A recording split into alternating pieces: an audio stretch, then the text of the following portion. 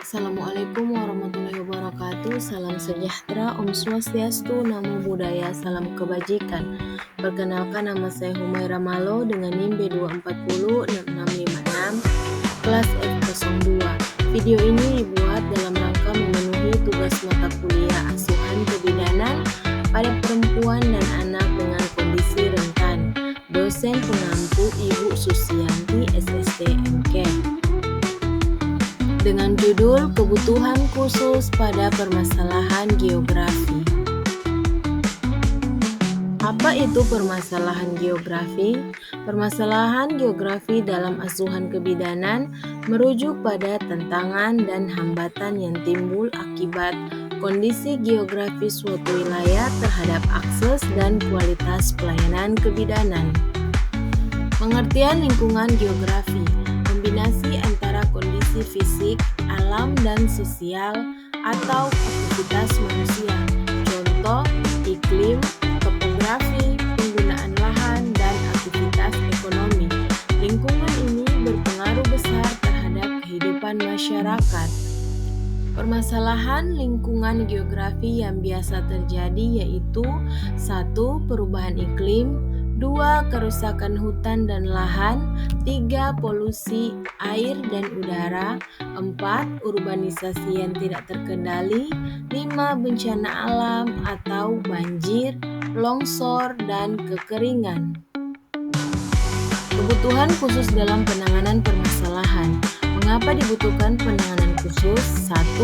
Karena setiap wilayah punya karakteristik geografis yang berbeda. 2.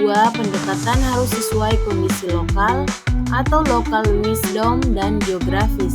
Contoh, daerah pegunungan dan daerah pantai memiliki solusi yang berbeda.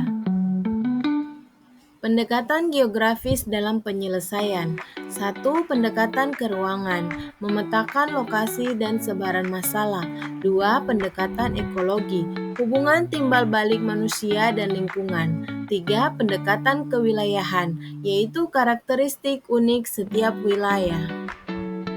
Peran individu dan masyarakat, mengurangi limbah dan polusi, menjaga hutan dan lahan, terlibat dalam mitigasi bencana, serta mengikuti tata ruang dan aturan lingkungan. Lingkungan berpolusi.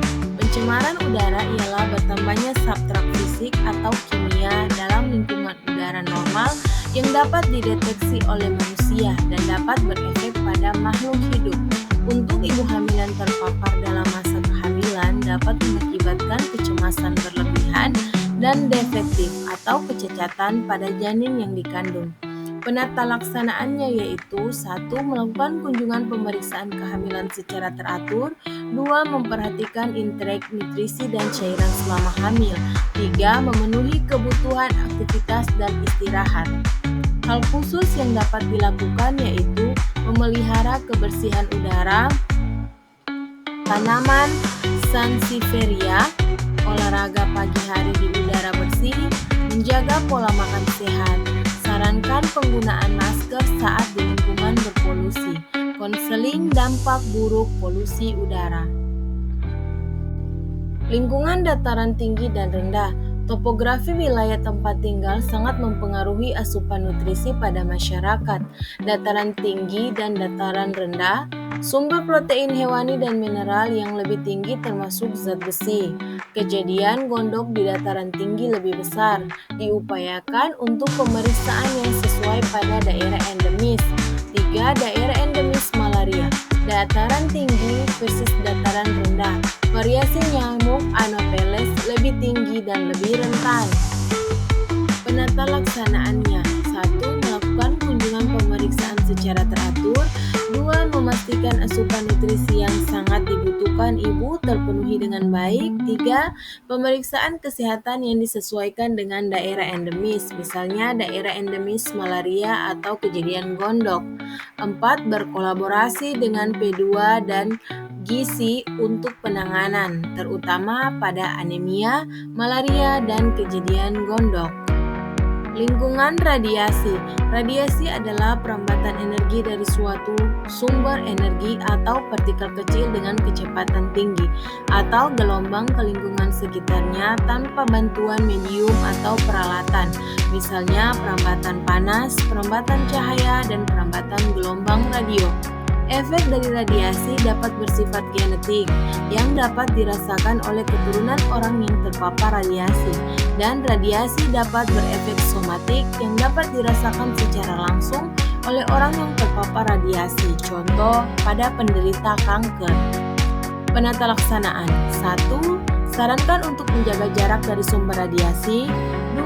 Mengurangi durasi terhadap paparan radiasi. 3. Menggunakan pelindung. Tenaga kesehatan, ronsen, lab, dan tenaga medis lainnya.